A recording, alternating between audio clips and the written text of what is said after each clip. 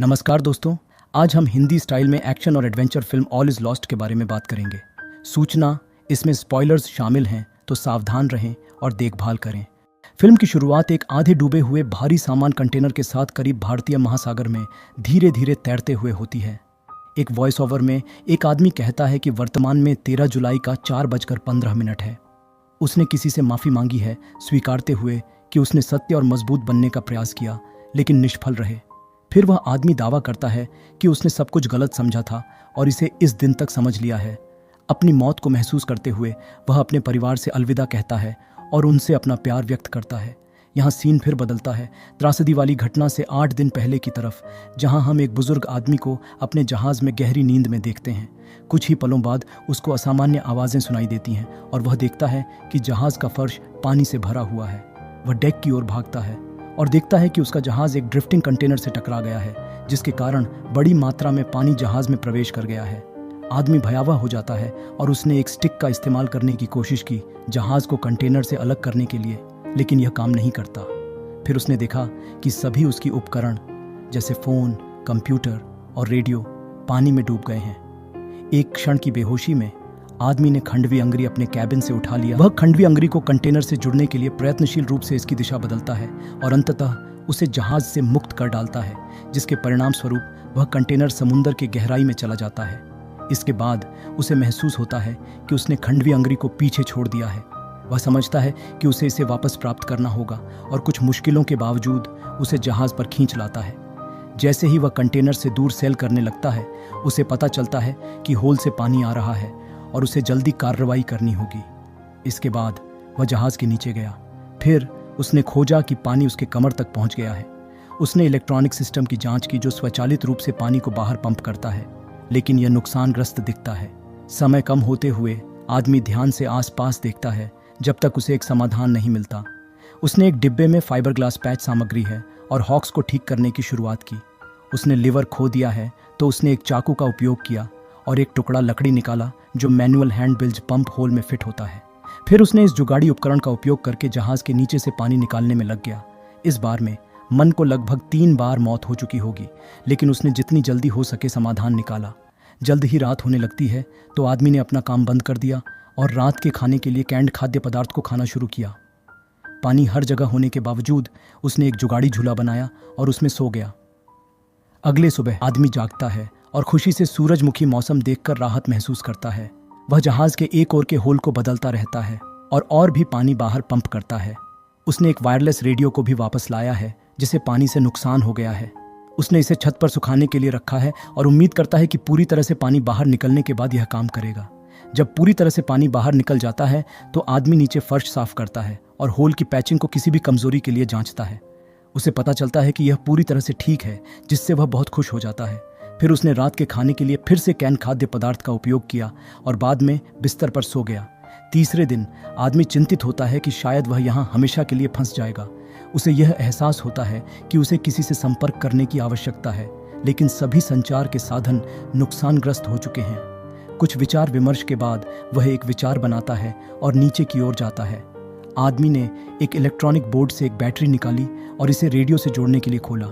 इस बीच उसने एक मानचित्र का अध्ययन किया और कोशिश की कि किस क्षेत्र में कनेक्टिविटी बेहतर हो सकती है। दुर्भाग्य से उसके प्रयास व्यर्थ होते हैं और रेडियो अभी भी काम नहीं करता है। निराश आदमी नीचे जाता है और नेविगेशन सेलेस्टियल पर पुस्तक पढ़ने लगता है। वह किताब में कुछ विचार ढूंढने की कोशिश करता है, लेकिन अंततः वह यह खोजता है कि वह एक लियो है और यहाँ उसे एक खराब महीना होने का डर लगता है। जल्द ही उसे डेक से आवाज़ें सुनाई देती हैं। वह जांचने के लिए उत्सुक होकर दौड़ता है और पता चलता है कि रेडियो ने एक सिग्नल पकड़ लिया है। आदमी को इंडोनेशियाई भाषा में बात करते हुए 2 लोगों की आवाज़ सुनाई देती है। यह उसे बहुत खुश कर देता है और वह उनसे बोलता है कि वह फंस गया है और उसकी तुरंत मदद की आवश्यकता है। हालात बदल जाते हैं और कोई उसके जवाब नहीं देता। इसके परिणाम स्वरूप वह बहुत निराश और अधीन महसूस करता है। फिर वह नीचे जाता है और शांति पाने के लिए खुद को खाना बनाने लगता है। बाद में जब उसके हाथ पर बारिश की बूंदें महसूस होती हैं तो वह उत्साहित होता है और डेक पर निकलता है और वर्षा का आनंद लेने लगता है। उसने याद रखा कि बाद में पीने के लिए कुछ ताजगी जल की रिजर्वेशन भी की।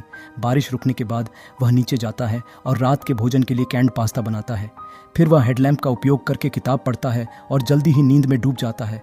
जब आदमी चौथे दिन जागता है, वह डेक पर जाता है और मस्त की चोटी पर चढ़ता है। वहां से उसने होराइजन को देखने के लिए दौड़ा लेता है, लेकिन उसे कोई भी जहाज नहीं दिखाई देता। इसके बजाय उसे एक विचलित एंटीना लीड मिलती है। जब आदमी मस्त की चोटी पर चढ़ता है तो वहां से उसकी आंखों के सामने एक आने वाला उत्तरी ध्रुवीय तूफान नजर आता है। इस तूफान ने उसकी और उसके जहाज की सुरक्षा को खतरे में डाल दिया है। डर की वजह से वह तेजी से नीचे उतरता है और जहाज को तूफान के लिए तैयार करने में लग जाता है। उसने बहुत सारे बोतलों और बाल्टियों में पानी भरकर जहाज की स्थिरता बढ़ाने और डूबने से बचाने का प्रयास किया। उसने हैंड पंप का उपयोग करके जहाज के अंदर जमे पानी को बाहर निकालने की कोशिश की। थोड़ी देर के बाद जब उसने बाहर जाकर देखा तो उसे पता चलता है कि तूफान शुरू हो चुका है। उसने तुरंत ही डेक के नीचे जाकर अपना रेन सूट पहन लिया। समय बीतते ही तूफान की तेजी बढ़ रही है, जिसके कारण ऊंची लहरें उठती हैं और जहाज पर टकराती हैं। इन सभी चुनौतियों के बावजूद आदमी अपनी साहसिकता को हावी नहीं होने देता।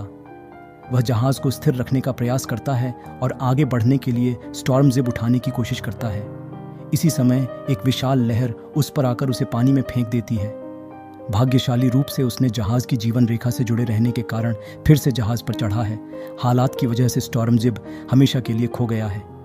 इसके बाद आदमी केबिन में वापस लौटता है और अपने आप को अंदर बंद कर लेता है।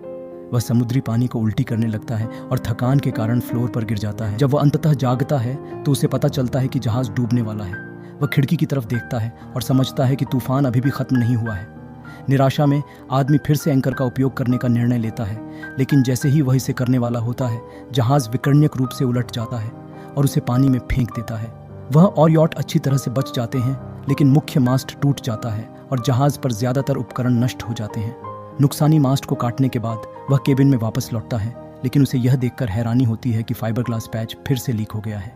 इस बार जहाज जर्क के कारण उसके माथे को बाल कैट से टकरा देता है और उसकी होश चली जाती है। जब आदमी चेतना पुनः प्राप्त करता है तो उसे अपने माथे पर एक बड़ी चोट दिखाई देती है। उसे समझ आता है कि तूफान थोड़ी देर के लिए थम गया है, लेकिन पानी ने केबिन का अधिकांश भाग भर दिया है, जिसे अपरिवर्तनीय बना दिया गया है। अपनी चोटीले हालत में वह डेक की ओर बढ़ता है और जहाज के हवाई भाग को काटता है। इससे जहाज को आगे नहीं बढ़ने दिया जाता है और कुछ स्थिरता प्रदान की जाती है। हालांकि ऊपरी हिस्सा अभी भी टूटा हुआ है और पानी अंदर आना जारी है। उसे समझ आता है कि अब वह जहाज छोड़ना होगा, अन्यथा वह अंधकोपन की मौत का खतरा उठाएगा। बिना किसी और विकल्प के वह जीवन रफ्ट को लेकर बैग को पकड़ता है और इसे डेक पर ले जाता है। उसने रेलिंग को जीवन रफ्ट से जोड़ा और फिर उसे पानी में फेंक दिया। जहाज को और करीब लाकर वह उस पर कूद जाता है और रात भर उसके अंदर बिताता है। अगले दिन जब आदमी जागता है तो उसे पता चलता है कि तूफान का सबसे बुरा समय गुजर गया है। दुर्भाग्य से उसे पता चलता है कि उसका सेल जहाज आधी डूब चुका है और बचाने से बाहर है। जहाज के डूबने के बारे में शुरू में डर के बावजूद वह बार बार जीवन रफ्ट के लिए खाद्य और सामग्री लाता है। अंतिम बार ठीक से जाने से पहले उसे कुछ महत्वपूर्ण याद आती है। उसके बाद वह राफ्ट को जहाज के पास खींचता है।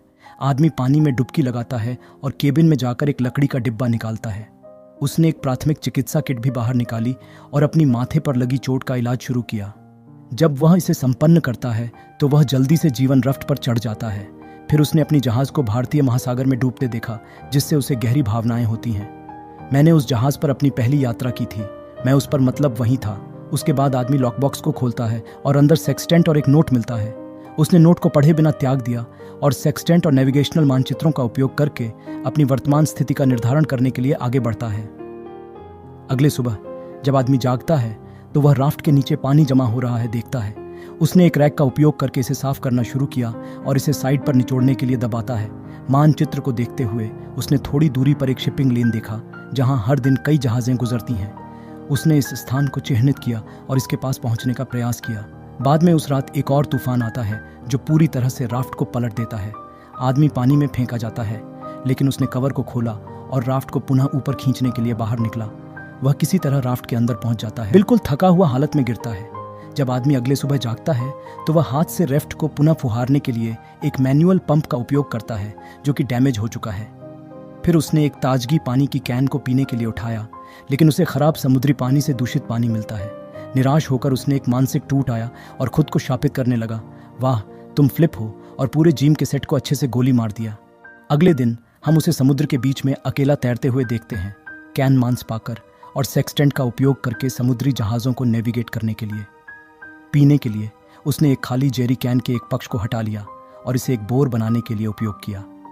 आदमी ने नमकीन पानी को डाला और सूरज में इसे वाष्पित होने दिया, जिससे उसे एक बैग पर जल प्राप्त होता है जो उसे शुद्ध पानी प्रदान करता है। मैंने इस बार 300 बार मरने की कोशिश की है। इसके बाद उसने माना कि वह शिपिंग लेन में है और हॉराइजन पर ध्यान देने लगता है। थोड़ी देर बाद आदमी अंततः एक कार्गो जहाज देखता है और खुशी से भर जाता है। वह एक फ्लेयर लिखता है, अपने हाथों को हिलाता है और मदद के लिए चिल्लाता है, लेकिन कोई ध्यान नहीं देता और जहाज गायब हो जाता है। अगले सुबह हमें यह देखने को मिला कि आदमी की स्थिति और भी बिगड़ गई थी। उसे गंभीर तरीके से पानी की कमी थी और लाल हो गई है और उसके पास खाने के लिए कुछ नहीं बचा है। एक बार उसे एक मछली पकड़ने की कोशिश करते हुए वह अपनी ओर इशारा करता है, लेकिन अचानक एक शार्क आता है और उसे उससे छीन लेता है। रात को आदमी जागता है और देखता है कि एक और कार्गो जहाज बहुत करीब से गुजर रहा है, लगभग सीधे उसके ऊपर। फिर भी उसने अपनी बची हुई सभी फ्लेयर्स को फायर किया, लेकिन जहाज पर कोई भी उसे नहीं देखता। 8वें दिन हम देखते हैं कि आदमी बहुत कमजोर हो गया है और ऐसा लगता है कि उसका जीवन अब और ज्यादा समय तक नहीं चलेगा। उसे सेक्सटेंट दिखाई देता है और उसे यह अनुभव होता है कि जहाज गुजर चुका है बिना उसे मिले। सूरज की रोशनी उसकी आंखों में दर्द पहुंचाती है, इसलिए वह दिन में बहराह लेटा हुआ रहता है, यकीन मानते हुए कि वह अब मरने को है। उसने फिर अपने परिवार के लिए एक संदेश लिखा, जिसे हम फिल्म की शुरुआत में सुनते हैं। फिर उसने उसे एक जार में डालकर पानी में फेंक दिया। आगामी दृश्य में आदमी को लगता है कि समुद्र में एक जहाज दिखाई दे रहा है। आई एम हियर, केवल अंगिक सागर। रात है और उसके पास किसी संकेत भेजने के लिए कोई उपकरण नहीं है। शाउट करने की ताकत नहीं रहने पर आदमी निर्णय लेता है कि कुछ नोटबुक पेज को फाड़कर और स्टायरोफोम बॉक्स में जला दें। वह आग से मदद के लिए संकेत करता है, लेकिन एक बार फिर भी कोई उसे नहीं देखता और जहाज चला जाता है। निराशा में उसने पूरे नोटबुक को जला दिया ताकि आग बड़ी हो जाए। कुछ ही क्षणों बाद आग बढ़ती है और रैफ्ट के अंदर को घेर लेती है। इस बिंदु पर आदमी अपने जीवन को त्याग देता है और समुद्र में गिर जाता है। वह गहराई में गहरा जाता है। ऊपरी सतह पर रैफ्ट जलते देखता है। तभी एक चमत्कार होता है जब उसे एक जहाज की हॉल दिखाई देती है, जिसमें एक सर्चलाइट आगे बढ़ रही है। उम्मीद उसके भीतर उभरती है और वह अपनी आखिरी शक्ति से सतह की ओर तैरना शुरू करता है। कुछ ही क्षणों बाद उसने मदद के लिए बाहर आ रही एक हाथ को पकड़ लिया। दिनों की कठिनाई के बाद हमारे प्रमुख निर्देशक को अंततः बचा लिया गया है, जिससे फिल्म का अंत होता है।